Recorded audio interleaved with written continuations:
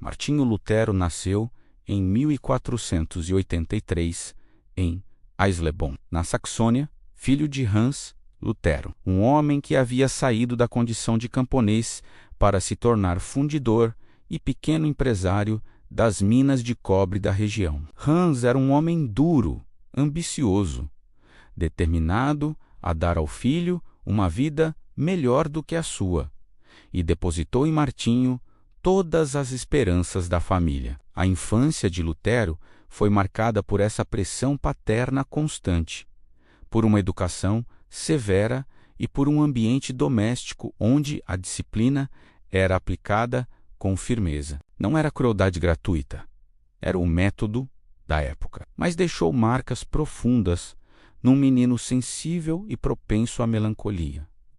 Hans queria que o filho fosse advogado. Era o caminho natural para um homem de ambição intelectual numa família que estava subindo na vida. Lutero foi enviado para as melhores escolas disponíveis, estudou em Magdeburgo, em Eisenach e, finalmente, chegou à Universidade de Erfurt, uma das mais prestigiosas da Alemanha, onde começou o curso de Direito com resultados excepcionais. O futuro parecia traçado.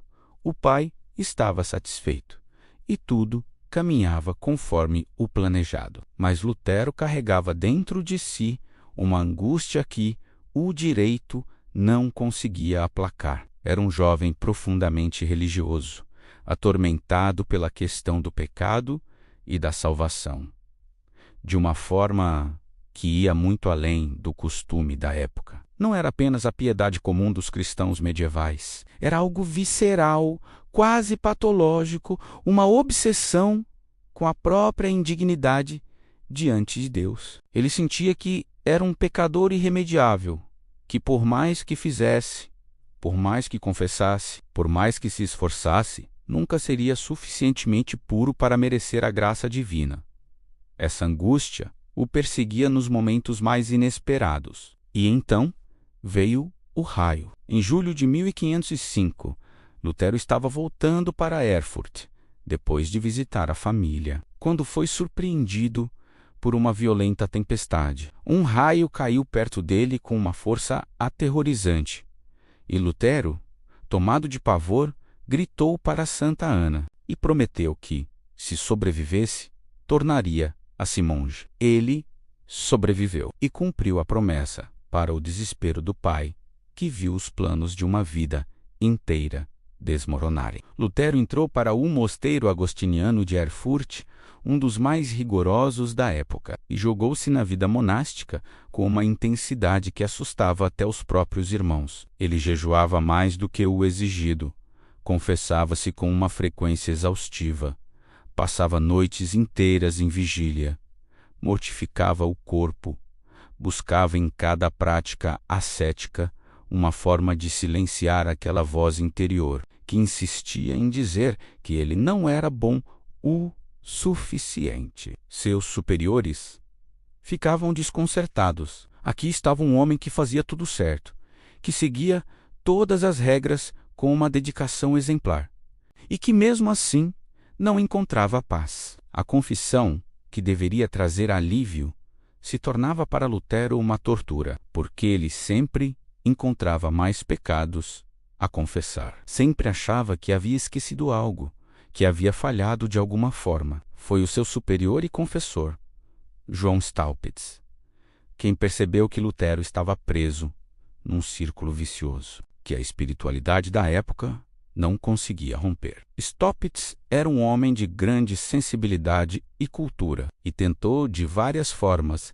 ajudar o jovem monge a encontrar um caminho diferente. Foi ele quem insistiu para que Lutero estudasse teologia a fundo, para que se tornasse doutor e professor, acreditando que o trabalho intelectual poderia canalizar aquela energia angustiada para algo produtivo. Lutero obedeceu, com relutância, mas obedeceu, e foi exatamente nesse mergulho profundo nas Escrituras, na preparação de suas aulas sobre os Salmos e depois sobre as cartas de Paulo, que Lutero encontrou aquilo que procurava há anos, a grande descoberta a chamada experiência da Torre, que teria acontecido em algum momento entre 1513 e 1519. Foi a compreensão de que a justiça de Deus, da qual Paulo fala na carta aos Romanos, não é uma justiça punitiva, não é a justiça que condena o pecador,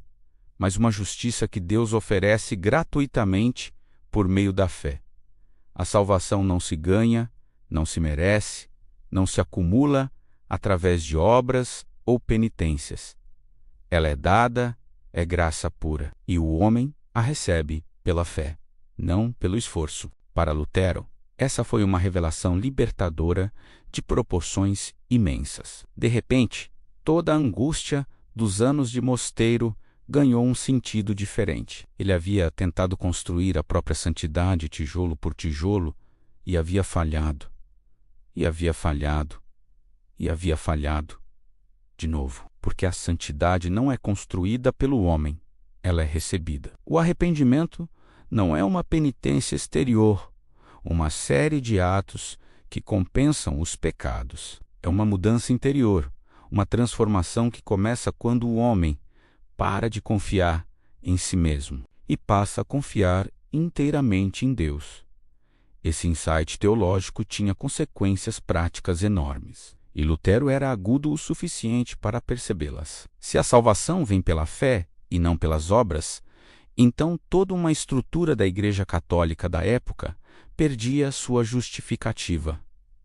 As indulgências, por exemplo, que eram documentos vendidos pela Igreja, prometendo redução do tempo no purgatório, eram, do ponto de vista de Lutero, uma fraude espiritual monstruosa. E quando o frade dominicano João Tetzel chegou à região pregando indulgências com um entusiasmo comercial escandaloso, coletando dinheiro para a construção da Basílica de São Pedro em Roma, Lutero chegou ao limite de sua tolerância. Em outubro de 1517, ele redigiu suas 95 teses, um documento acadêmico no formato de proposições para debate, e as enviou ao arcebispo de Mentes, além da de que as pregou na porta da igreja do castelo de Wittenberg. Nunca foi completamente confirmada, mas o gesto simbólico que ela representa é real. Lutero estava convocando um debate, estava desafiando uma prática que considerava corrupta,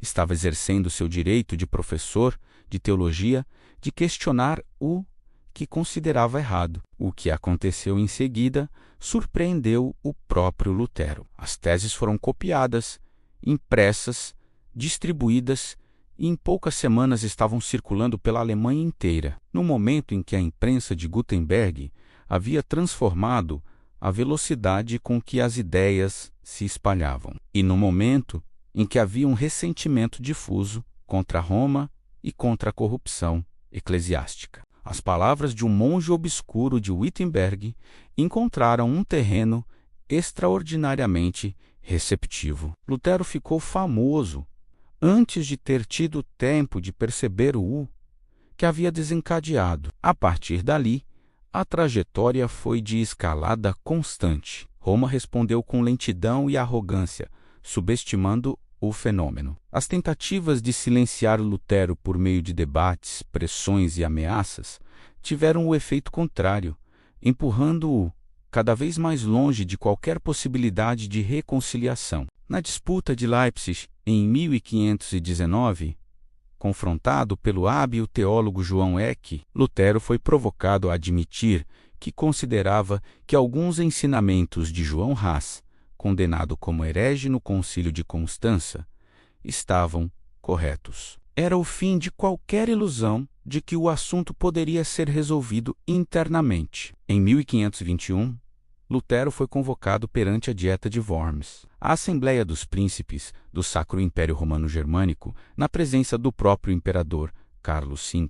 Foi-lhe pedido que retratasse seus escritos, e Lutero recusou, proferindo aquelas palavras que ficaram para sempre na memória, que não podia nem retrataria nada, pois ir contra a consciência não era seguro nem honesto, que ali estava, e que não podia fazer de outra forma. Era um homem que havia começado querendo apenas encontrar paz com Deus num mosteiro e que terminou mudando a face do Ocidente. Não porque planejou uma revolução, mas porque levou uma questão pessoal, íntima, angustiada, até suas últimas consequências.